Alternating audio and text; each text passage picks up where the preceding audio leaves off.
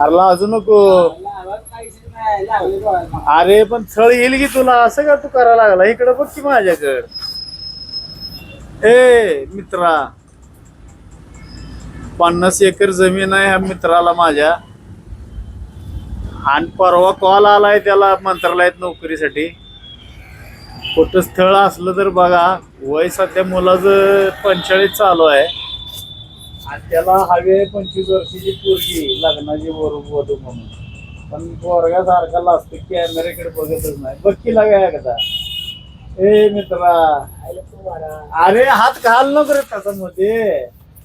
बघा कोणाकडे स्थळ असलं तर तुम्हाला एक ठिकाणी त्यांचं मोठं चप्पलचं दुकान आहे. तुम्हाला खायचे असले तर या. तुम्हाला इथं भेटल.